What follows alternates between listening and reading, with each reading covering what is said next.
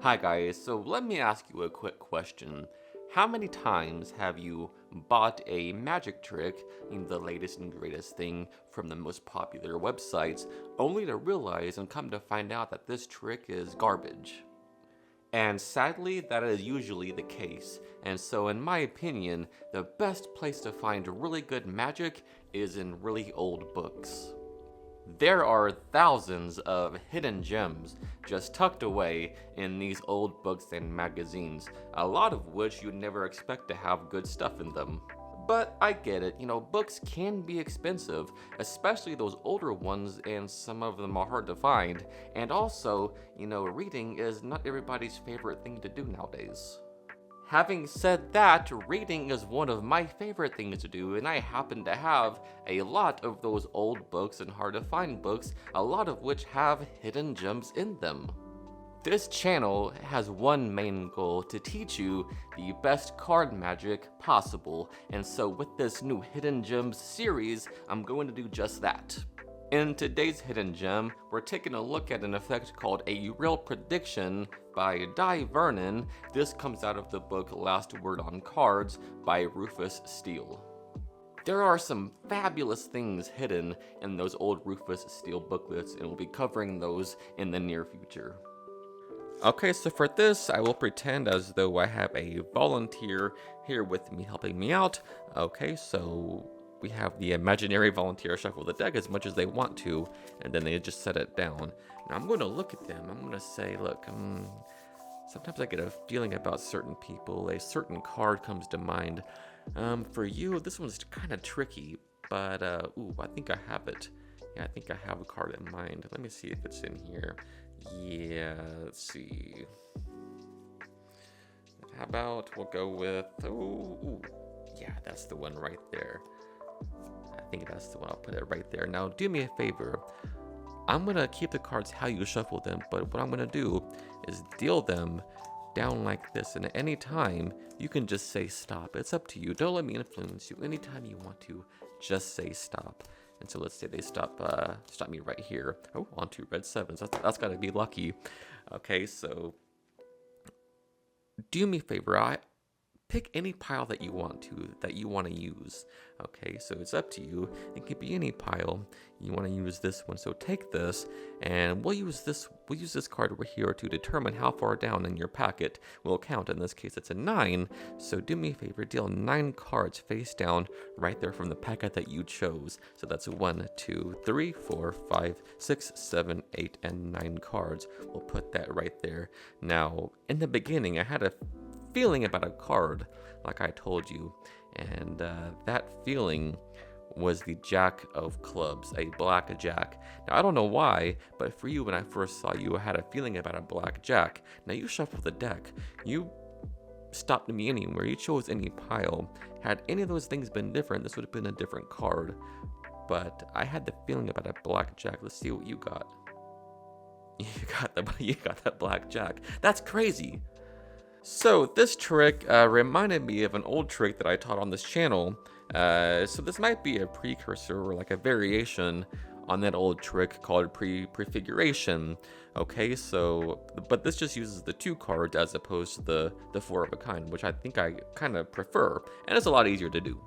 So what's going to happen is that you're going to have your volunteer shuffle the deck and then put it on the table. Now what's going to happen now is before you even touch the deck, you say that sometimes when you see people, you get a certain feeling about a card, and then you sort of concentrate for a moment and appear to be, focusing and doing something in your head, right? And say, ooh, I've got it. And you want to do that before you even touch the deck.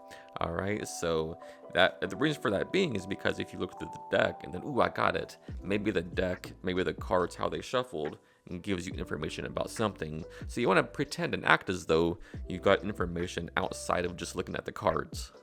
So what's going to happen is you pick up the deck after say, ooh, I've got it, then you pick it up and say, I'm going to take my card out. Okay, so what you want to do is spread through and be like, I wonder if it's even in here. And in that ruse, what you're going to do is actually look at the top card.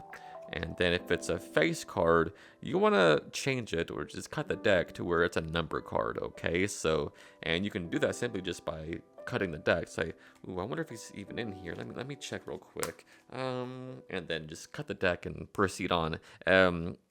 It's not a moment, so don't make it a big deal. Just do it casually. It doesn't matter. Nobody knows what's going to happen yet, so this is not fishy. So I've just cut my deck, and now I have a 5 on top, so that's perfect. Now what's going to happen now is that you will count 5 cards from the face, okay? But don't make it obvious. Don't go like this. 1, 2, 3, 4. 1, 2, 3, 4. Don't do that. Just spread off 3 and then 2. Alright, so whatever the number is, just do it in 2s or 3s until you get to it in a spreading action like this. So if it was an 8, you'd go 2, 4, 6, 8. But don't count out loud, obviously. Just count to yourself and keep it cool and casual. So in this case, we have a 5 on top, so we gotta count 5 cards from the face like this, and I can see the 5th card from the face in this case is the Jack of Diamonds. So what I want to do is go through and take out the mate to this card, in this case the Jack of Hearts. Alright, a mate being the same number and the same color, so 9 of spades, 9 of clubs, 4 of hearts, 4 of diamonds, mates like that. So in this case, the 5th card from the face is the Jack of Diamonds, and so we're taking out the mate, the Jack of Hearts, okay? So don't do this, obviously, only keep it to yourself, okay? So 1, 2, 3, 4, 5, I see this Jack of Diamonds, go through, take out the Jack of Hearts, and put it face down.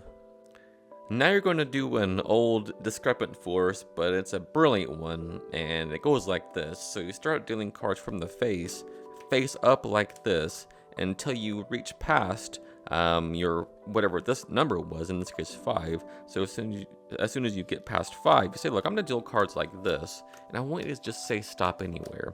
All right, so if it was, you know, an 8, you would just go, as I do this, just say stop anywhere. And you can tell in this case I've dealt past 8, and you want to say just stop anywhere after you've dealt past your key number. In this case, it's 5, and you don't have to count because you'll see the card, right? So as I do this, just say stop anytime. Okay, it's up to you. Don't let me influence you, and don't talk the whole time as you're doing that. Just be silent. You don't have to constantly add words to your presentation. Okay, sometimes it's best, and it's okay to just be silent, and especially in this case, when you're dealing cards, asking them to say stop. Stop right here. Okay, I'll put these cards right there. Now, what I want you to do is use your best instinct and choose any pile that you want to use.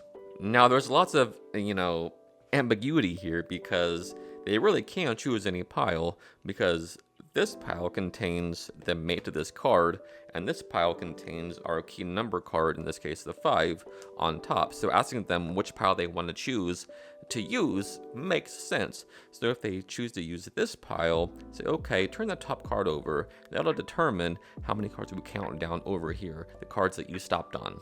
But if they choose these cards here, so you want to use these cards, okay, take them. And so that's always a nice moment. Both of them are equally nice moments because they get a free choice, and both of them make sense. All right, so let's say they choose this one here. You want to use this one? All right, turn over the top card, and that'll determine which card, how many cards over here we count down to. In this case, it's a 5. So take this and count down 5 cards right there. Okay, so they do that. They go 1, 2, 3, 4, 5. They take this card, and then blah, blah, blah. You recap everything that's happened. You shuffle the deck. You stop me anywhere. You chose any pile. Had any of those things been any different, this card would be totally different. But the card I had a feeling about before was a red jack, the Jack of Hearts. Now, there's only one more red jack in the entire deck, which I had a strong feeling about. I can't explain it, but it was just there. What card did you get? They turn it over, and it is the Jack of Diamonds. Now, I don't know what is stronger, revealing your card first, or turning over their card first and then revealing yours. I don't know which one's better, so maybe play around with both and see how audiences react to different methods or ideas.